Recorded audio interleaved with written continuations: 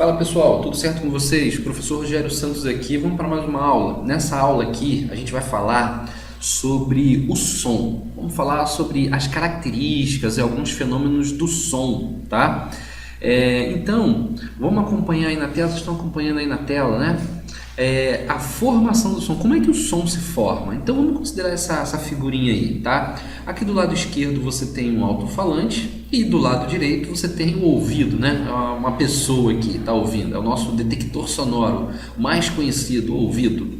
Essas bolinhas vermelhas aqui no meio, pessoal, elas representam o ar, tá? Representam as partículas do ar. Então, como que um som se forma? Bom, aí a gente vai ter que pensar um pouquinho no funcionamento desse alto-falante. Bom, ele tem uma membrana aqui, que ela é acionada conforme pulsos elétricos que chegam nela, né?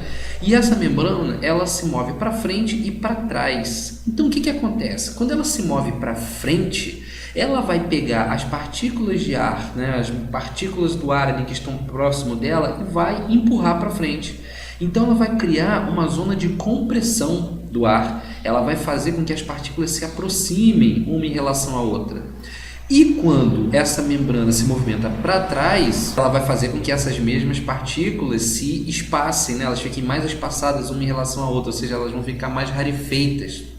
Então você vai ter um momento em que essas partículas elas vão estar comprimidas, quando essa membrana empurra essas partículas para frente, e vai ter um momento que essas partículas vão estar rarefeitas, ou seja, quando essa membrana se move para trás, dando mais espaço para elas se moverem. Pessoal, esse movimento repetitivo da membrana para frente e para trás, produzindo regiões de compressão e de rarefação no ar, acaba produzindo aquilo que nós chamamos de som, tá? Então, essas regiões de compressão e de rarefação, elas vão se propagando com determinada frequência, né? Elas vão surgir com determinada frequência. É exatamente a frequência da membrana aqui do alto-falante. A frequência dessas partículas aqui se movimentando vai ser igual à frequência de oscilação aqui do alto-falante. Então, essa perturbação no ar, ela vai se propagar, ela vai se deslocar até chegar a um detector de som, né? No caso aqui, o nosso ouvido. Tá bom, pessoal? Então, é dessa forma que funciona o som. Aqui eu utilizei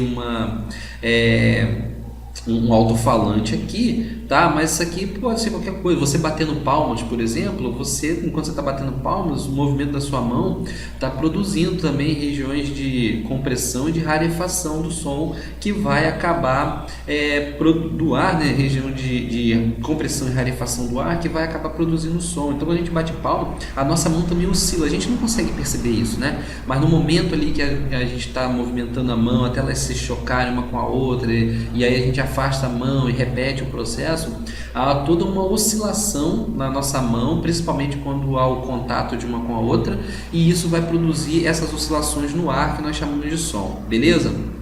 Então é importante considerar também o seguinte: o som é uma onda mecânica longitudinal. Bom, é uma onda mecânica por quê? Porque ela é feita na matéria. O som precisa de matéria para existir. No caso aqui que eu considerei para vocês é o ar, né? Então é uma matéria no estado gasoso, digamos assim. Mas também o som se propaga na matéria no estado líquido, por exemplo, dentro da água. O som se propaga também na matéria sólida, né? No chão, na parede, enfim. Mas ele vai precisar, independente do estado da matéria, se é sólido, líquido, gasoso, ele vai precisar da matéria para se propagar. Por isso que, no caso, quando a gente, por exemplo, se a gente falar, por exemplo, do espaço, no espaço tem som? Não, no espaço não tem som. Imagina uma explosão estelar, né? Quando uma estrela chega no final da sua vida, que ela acaba explodindo, uma supernova. É um evento totalmente silencioso, né? Não há som nenhum, porque não vai haver matéria, você não vai conseguir, não tem matéria para o som se propagar, né? O som vai se propagar ali no entorno da estrela, na estrela em si, onde tem a matéria, mas ele não vai muito distante porque no meio interestelar não tem matéria para o som se propagar, tá? Então ele é um som, ele é uma onda do tipo mecânica, porque precisa de matéria para se propagar. E longitudinal, porque essa oscilação ela acontece na mesma direção do movimento. Então nesse caso aqui que a gente está considerando, o som ele está se movendo, se propagando aqui na horizontal. E essas oscilações dessas partículas comprimidas e rarefeitas também é na horizontal, tá? Então essas partículas aqui se movem para frente e para trás, enquanto o som está se movendo também aqui para frente, né? Ou seja, na horizontal, tá? Então o som é uma onda mecânica longitudinal por causa desses fatores aí. Tá, beleza, pessoal? Então aqui a gente teve uma ideia da formação do som. Eu quero mostrar para vocês aqui um outro slide para a gente entender melhor como é que a gente percebe o som, né? O que acontece para a gente, como que o nosso ouvido funciona. Então aqui vamos acompanhar essa figurinha aqui, né, que tem uma representação esquemática do nosso aparelho auditivo.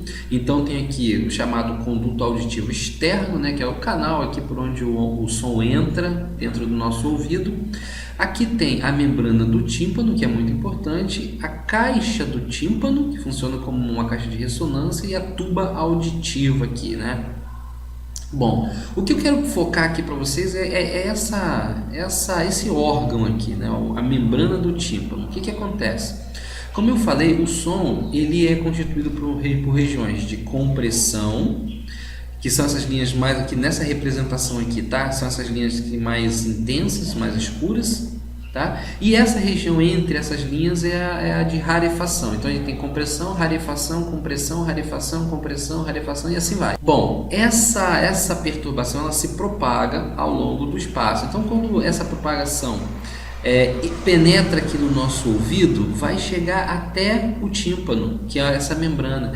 Então o tímpano ele vai começar a vibrar também na mesma frequência que estiver vibrando o som que estiver entrando aqui no ouvido da pessoa. Então esse movimento vibratório da membrana do tímpano vai gerar os impulsos elétricos que vão chegar até o nosso cérebro, que a gente vai perceber o som, tá, pessoal? Então é dessa maneira que a gente ouve, através de uma perturbação externa que chega até os nossos ouvidos e faz a membrana do tímpano oscilar. Aqui, agora eu quero mostrar para vocês um comparativo, tá? Entre as frequências do som. Bom, o que é frequência? Frequência é o número de vezes que ocorre a oscilação da onda por cada unidade de tempo, no caso é o segundo, tá? Então aqui, por exemplo, os animais, o elefante ele consegue ouvir sons que têm a frequência que variam de 20 Hz até 10.000 Hz, ou seja, todo aquele som que for uma perturbação que tenha oscilação de no mínimo 20 vezes por segundo, ou seja, 20 Hz, né? O elefante vai começar a ouvir essa frequência, ou seja, essas oscilações elas vão aumentando, pode aumentar, tudo que estiver dentro dessa faixa aqui até a frequência de 10.000 Hz, um elefante consegue ouvir, tá bom? Aqui é um pássaro, né? Um pássaro em geral, ele vai ouvir frequências de 100 Hz até 15.000 Hz. Então, para que um pássaro consiga ouvir um som, ele tem que ter frequência, né? Ou seja, o som tem que ter a frequência entre esses dois valores aqui, tá? E assim vai para todos os outros animais. Olha, o gato já consegue ouvir frequências sonoras de 30 a 45.000 Hz, o cão de 20 a 30.000 Hz. O chimpanzé de 100 a 30.000 Hz, a baleia de 40 a 80.000, a aranha de 20 a 45.000, também, né? Igual o gato aqui, né? Não, o gato é de 30 a 45.000, a aranha de 20 a 45.000. E o morcego de 20 até 160.000 Hz, tá? Bom, então isso aqui são as frequências sonoras dos sons que esses animais conseguem ouvir. Agora, vamos falar aqui do homem, né? Das pessoas, dos seres humanos. Bom, como você pode ver, aqui a gente tem uma escala de frequências. Então, começando aqui com uma frequência mais baixa, né? Frequências médias e frequências mais altas aqui na extremidade direita. Então, aqui a gente observa que aqui nós temos a região do infrassom, aqui nós temos a região do ultrassom. E aqui no meio a gente tem os sons audíveis pelo ser humano. Então repara aqui, ó, Nós, os seres humanos, conseguimos ouvir sons que variam em frequência de 20 até 20 mil Hz, tá? Então, abaixo de 20 Hz, nós não conseguimos ouvir. Todos os sons que acontecem abaixo de 20 Hz, nós não ouvimos. E eles são considerados infrassons. E todos os sons que têm uma frequência acima de 20 mil Hz, nós também não conseguimos ouvir, e eles são chamados de ultrassons. Então, por exemplo, aqui ó, existem, se a gente pegar um pássaro aqui, ó, um pássaro. O pássaro ele começa a ouvir a partir dos 100 Hz. Então, nós conseguimos ouvir a partir dos 20 Hz. Então, existem sons que nós já estamos ouvindo e o pássaro não consegue ouvir, tá?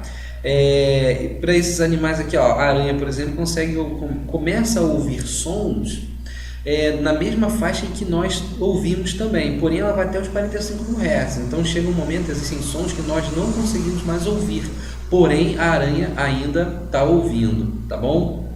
E no caso do morcego, ele também começa a ouvir a partir dos 20 Hz e vai até os 160 mil Hz. Então ele consegue ouvir frequências sonoras muito maiores do que nós seres humanos. Tá bom, pessoal? Então aqui, ó, nós conseguimos ouvir sons dentro de uma determinada faixa de 20 a 20 mil Hz. Abaixo de 20 Hz é infrassom e acima de 20 mil Hz é ultrassom. Tá bom, pessoal? Então, isso daí que a gente tem em relação à formação do som, né? A formação, que é a capacidade auditiva da gente, são as ideias iniciais sobre o som que nós precisamos conhecer para entendermos melhor como que a natureza funciona. Não somente para passar em prova, mas saber como que a natureza funciona.